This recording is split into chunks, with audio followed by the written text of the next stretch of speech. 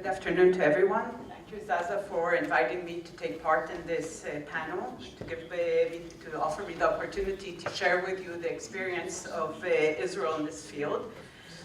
Before I carry on, I'd like to deviate from the topic a few more seconds and thank the many organizers of this conference, Zaza, Miri, Jennifer, and many others who put together an amazing event. And I know this has been the product of many long weeks of efforts, and I'm sure I speak on behalf of the people in this room in expressing my gratitude for making this event happen. I think I cannot approach the task Zaza put before me without saying a few words about the Israeli Public Defender's Office and its history, because it bears upon our most recent experience in early access. And I apologize in advance that I'll be extremely brief. I was severely warned not to stray more than 5 minutes in my talk, so I hope things that might be unclear could be clarified later on. The Office of the Israeli Public Defender was established in 1996, replacing a former system that was in place, which of court-appointed attorneys. It is interesting to note that the bill leading to the creation of the Israeli Public Defender was drafted by a law clinic at the Tel Aviv University Law School, and the role of law clinics in bringing about reforms in legal aid in general, including the specific topic we're talking about, is something that has sort of been mentioned here and there throughout this conference, but I think here you have an example of a different way in which a legal clinic can be involved in initiating the actual body which gives services to the indigenous. The Israeli Public Defender's Office is a unit within the Ministry of Justice, and in this sense it's quasi-independent according to the terminology Zaza used it I think yesterday, in the sense that we belong to the government, we're part of a ministry, but we are supervised by a special and independent board which serves to ensure our professional independence. The organization now includes a national office and 6 regional branches, which are run by close to 100 attorneys and 250 administrative workers, whose salaries are all paid by the government. However, most of our workload is outsourced to external attorneys. This is it's called sometimes a mixed model. And we use the services of 850 attorneys, which are spread all over the country. And the private attorneys' work is closely monitored and supervised by the internal lawyers.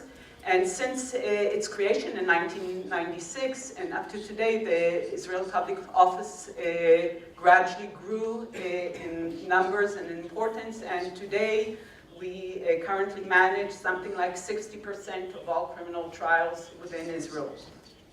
Now, having set this background, let us turn to examine the issue of early access in Israel. And I think our history, our very short history in this respect, exemplifies many of the factors that Professor Cape put out in his presentation. The law stipulating the arrestee's right to legal counsel upon arrest was enacted early on in Israel's history. This was no innovation. However, up until the Public Defender's Office was established, there wasn't any system in force which enabled detainees to enjoy this right unless they had the means to hire a lawyer at their own expense. 2 years after the establishment of the Public Defender's Office, the Public Defender's Law was amended, and we were allowed to give legal services to every minor detained for interrogation and every adult who lacked the means to retain a private lawyer. And so it's clear that the change in reality was brought about by the capacity of a body to give these services to the indigenous suspects within Israel.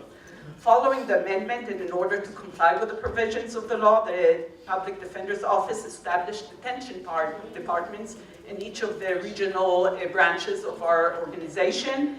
and appointed a lawyer within the national branch to oversee the work of the regional departments. And each regional department maintains a roster of standby lawyers, again, which resembles the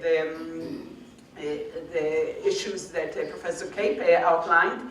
And initially, these lawyers were on call from 7 in the morning until the late hours of the night, including on weekends. And the department used to receive calls from the police offices around the country, and upon call, they would dispatch one of their lawyers who was on call to the relevant police station and detention centers in order to meet with suspects. And the extra bonus for the lawyers who appeared on this roster was that whoever met with the client during detention later on continued representing him or her, as be the case, before the courts in further arrest hearings and later on the trial in case indictment was in fact filed.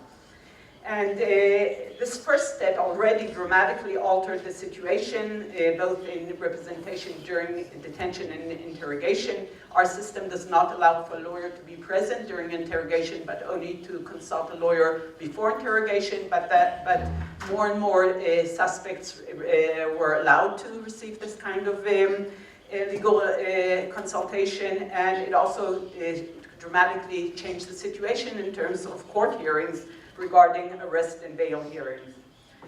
As Zaza mentioned in his introduction, we are currently, or actually since 2012, we are in the continuous process of extending our services 24 hours a day, 7 days a week, in order to prevent situations in which detainees are interested in consulting a public defender. However, much to their misfortune, the police officer calls at the time when our offices are closed.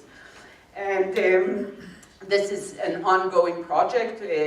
We've so far 4 regions have adopted this on-call system 24 hours a day. We have a telephone directory who's answered by sometimes interns, at other times students who are trained in dealing with these matters, calling upon the lawyers who are on duty, and in cases they need consultation, they'll call also the head of the department.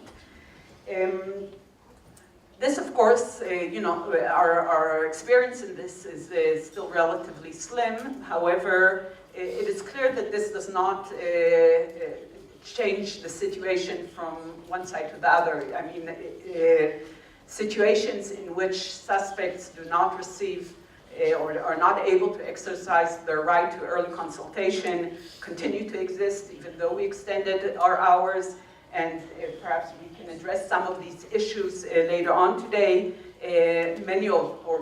Perhaps I'd say most of the problems stem from police conduct or sometimes misconduct, by not informing the suspect of his right to consultation, or at other times not notifying our offices in time for us to dispatch a lawyer. And this is an issue we've been working on through various means. Again, this is something, my time is coming up to end this presentation, so this is something I could refer to later on. Maybe in terms of what we can learn from the very short time that we have a 24-hour response system in place in Israel, I think an interesting finding we found that following adopting this new program, the police informs us in more cases of a suspect being interrogated and requiring us to dispatch a lawyer, not only during the night times when we didn't have formally a response, but throughout the day. It has changed the police conduct in general, not only during the hours in which nowadays we offer our extra services. And perhaps this can highlight a factor that wasn't captured early on, and this is the interplay between the different bodies who are involved in this. Sometimes when we take steps further steps to ensure early access to suspects, this has spillover effects over the behavior of other interested parties. And perhaps it's also a lesson that we don't always have to complain about other players in the criminal justice field about their behavior and misconduct, but very often if we provide them an example of how seriously we take this, this matter, it has impact on the other players. Thank you.